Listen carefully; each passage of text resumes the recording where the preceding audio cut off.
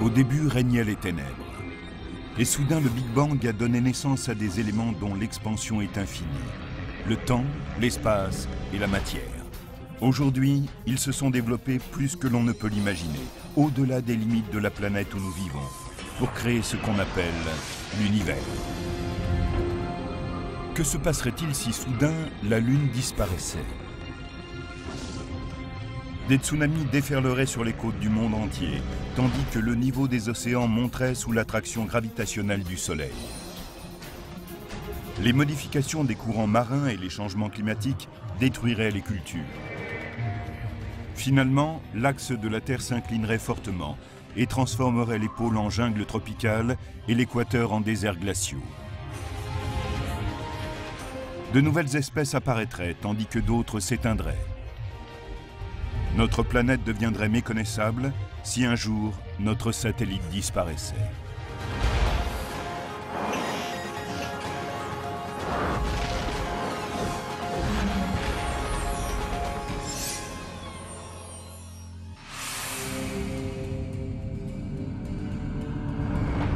La Lune est une roche stérile et sans vie, mais elle joue un rôle d'une extrême importance dans l'histoire de la Terre.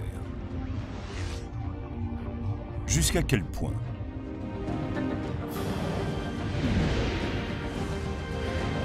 Enlevez-la du ciel et vous le découvrirez.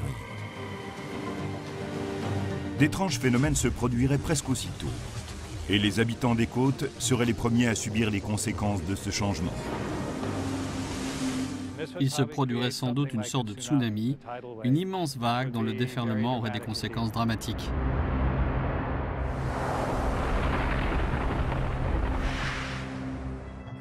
On sait que la Lune contrôle les marées terrestres.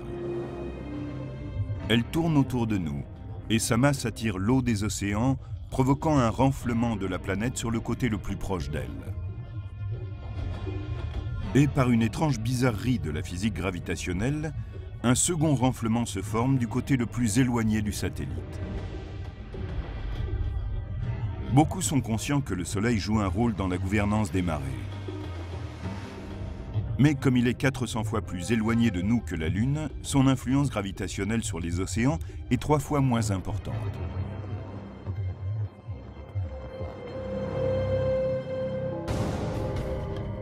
Et si la Lune n'est plus là, c'est le Soleil qui passe aux manettes. L'attraction gravitationnelle de la Lune au-dessus de nous forme comme un dôme d'eau.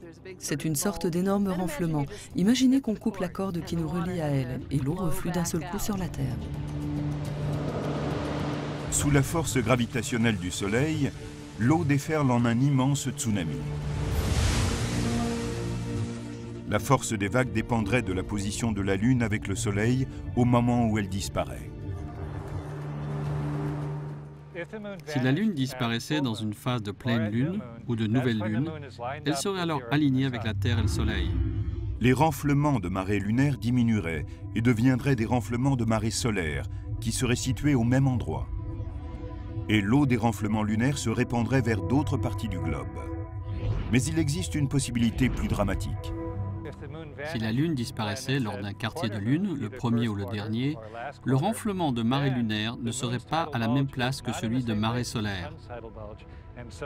On assisterait sans doute à un déplacement très rapide des océans, depuis le renflement lunaire jusqu'au renflement solaire. Certains experts pensent que ce déplacement des masses d'eau détruirait nombre de points côtiers autour du monde. La puissance des vagues serait analogue à celle du tsunami de 2004 en Asie du Sud-Est. Mais celle-ci causerait encore plus de morts et de destruction, car elle déferlerait sur le monde entier. Deux vagues monstrueuses s'élanceraient d'est en ouest et d'ouest en est. Une ville côtière comme Miami serait bombardée par un mur d'eau de 15 mètres de haut, détruisant la plupart des immeubles de bord de mer, balayant tout le sud de la Floride et mettant en péril des millions de vies.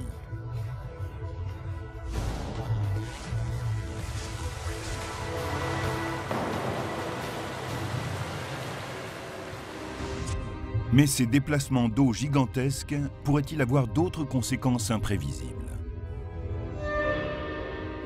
On peut imaginer que le mouvement vers l'est, l'ouest, le nord ou le sud de cette masse d'eau pourrait perturber les courants. Le Gulf Stream apporte de l'eau chaude des Caraïbes jusqu'à la Grande-Bretagne. Cela permet à celle-ci de bénéficier de plus de chaleur qu'elle n'en aurait, quand on considère qu'elle est située très au nord. Le climat est un système très délicat. Lorsqu'on donne une impulsion d'un côté, c'est l'autre qui répond.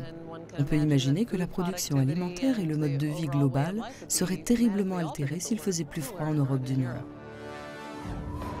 Le désert du Sahara est un exemple de zone autrefois verte et fertile, qui s'est transformée en désert.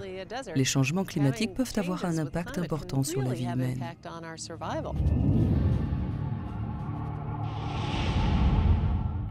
Mais la conséquence la plus importante serait la disparition de l'inclinaison permanente de la Lune, une caractéristique unique qui nous permet d'avoir 4 saisons régulières. Ce qui bloque l'inclinaison de notre planète à 23,5 degrés est la présence de la Lune, qui agit comme un élément stabilisateur. Si elle disparaissait, nous entrerions dans une phase plus proche de celle de Mars. L'inclinaison de celle-ci, au lieu d'être stabilisée à 23,5 degrés, connaît des variations importantes, allant de 15 degrés jusqu'à quelque chose comme 75,8 degrés.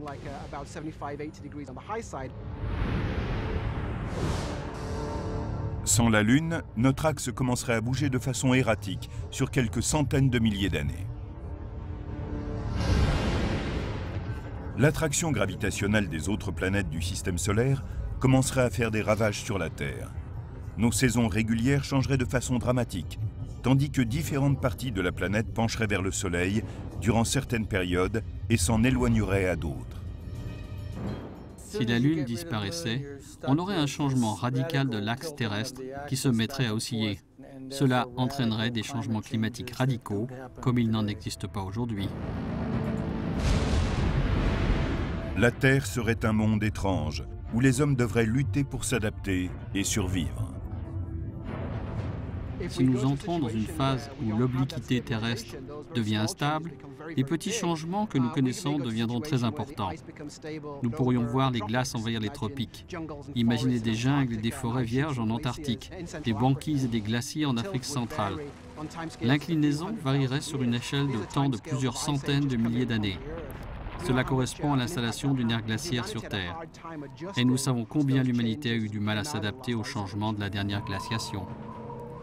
Il est très difficile de prévoir exactement ce qui nous arriverait, car nous ignorons à quelle vitesse nous pourrions nous adapter à des changements d'environnement aussi radicaux.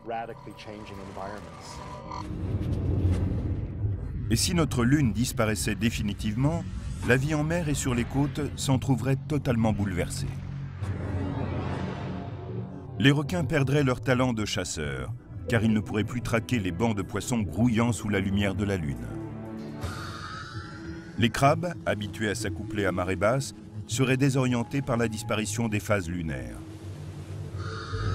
Les poissons qui pondent durant les phases de pleine lune seraient troublés dans leur reproduction. Même les plantes aquatiques primitives seraient affectées. Beaucoup d'espèces viennent en surface la nuit par interaction avec la lumière de la Lune. Lorsque celle-ci apparaît, les algues remontent et sont suivies par tous les organismes qui s'en nourrissent. On peut donc dire que l'écosystème marin est réglé sur la lumière. Tous ces organismes disparaîtraient. Ils ne pourraient plus fonctionner sans leur repère habituel.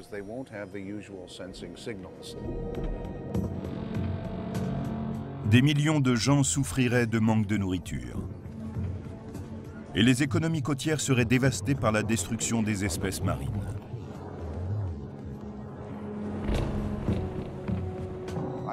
Je rapprocherai la situation de celle de quelqu'un qui, en se réveillant un beau matin, découvrirait qu'il est devenu aveugle ou sourd. Ce serait un vrai bouleversement. Sans Lune, la Terre deviendrait une planète à la dérive. Cela révèle à quel point ce grand satellite rocheux est essentiel en tant que soutien de la vie. Il existe 150 lunes dans notre système solaire, mais celle de la Terre est vraiment unique.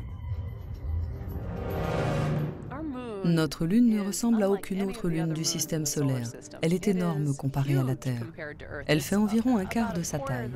On ne voit cela avec aucune autre planète. La Lune est tellement grosse par rapport à la Terre que c'est comme si nous étions dans un système à deux planètes. Il y a une façon simple de comprendre comment la Lune a un effet stabilisateur sur l'inclinaison de l'axe de la Terre. Regardez des danseurs de cordes. Ils vont avoir de longs bâtons qui leur donnent plus de stabilité grâce à la masse qui est au bout du bâton. C'est ainsi que la masse de la Lune, à une certaine distance, peut contribuer à la stabilité du système. Mais la Lune n'a pas toujours été notre compagne.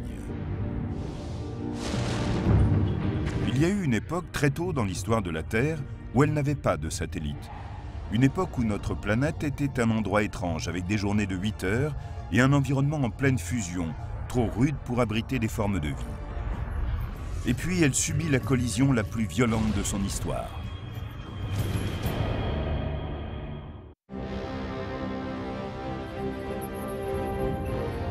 C'est difficile à imaginer, mais il fut une époque où notre Terre n'avait pas de Lune.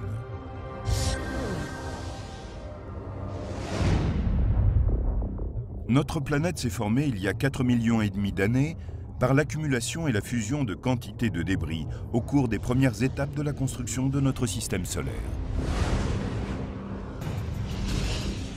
Pendant cette première période, notre Terre sans Lune était un ramassis monstrueux de coulées de lave, de roches en fusion et de fer à l'état liquide. Son atmosphère était remplie de dioxyde de carbone, épais, lourd, incapable d'abriter des formes de vie. Il avait été rejeté par les entrailles de la Terre. Il n'y avait quasiment rien sur cette planète. C'était glauque comme endroit. Beaucoup d'éléments entraient en condensation. C'était un endroit très hostile, même pour la chimie de la roche. C'était une vraie pagaille.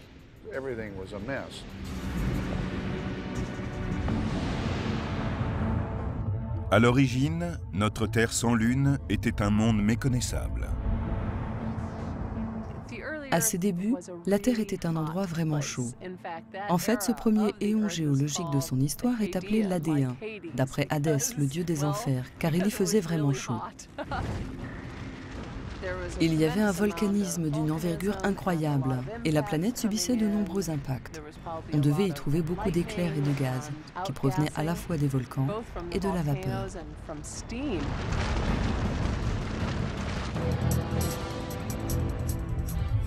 À ses débuts, le système solaire n'était guère plus stable. Il était né d'un énorme disque de gaz, de débris et de poussière qui tourbillonnait autour du Soleil qui venait de se former. Au début, notre système solaire ressemblait à une course de patins à roulettes dans laquelle tout le monde file dans la même direction, mais au sein d'un chaos général. Il y avait beaucoup de regroupements, d'accrétions, d'objets projetés vers l'intérieur en croisant d'autres qui allaient vers l'extérieur, d'objets tombant les uns sur les autres et d'autres étant écrasés dans les coins. C'était vraiment le chaos. Sans la Lune, nous ne pouvons faire que des suppositions sur l'inclinaison de la jeune Terre et sur sa vitesse de rotation. Ces deux éléments auraient été déterminants par les multiples collisions d'astéroïdes et de protoplanètes qui ricochaient à travers le système solaire récemment formé. Si vous faites une moyenne de ce qui se passe dans le système solaire, que vous regardez les planètes et les gros astéroïdes, et que vous établissiez une courbe des vitesses de rotation, il semble que la vitesse de rotation typique soit de 8 heures. On peut donc supposer que la Terre avait cette vitesse de rotation avant la formation de la Lune. Ensuite, 10 millions d'années après que notre Terre sans Lune a commencé à prendre forme, il s'est produit une collision massive. Selon la théorie de l'impact géant, largement admise aujourd'hui par les astronomes, une planète de la taille de Mars serait entrée en collision avec la Terre, à une vitesse de 40 000 km/h et selon un angle oblique. Sous l'impact, plus de 70% de la croûte terrestre en fusion aurait été soufflée dans l'espace. Un bras tourbillonnant géant, constitué de plus de 8 milliards de kilomètres cubes de roches enflammées et de métaux légers, a été lancé en orbite autour de notre planète. La force de gravitation des plus gros éléments a commencé à attirer vers eux de plus petites particules. Et une année plus tard, elles s'étaient rassemblées pour former notre Lune.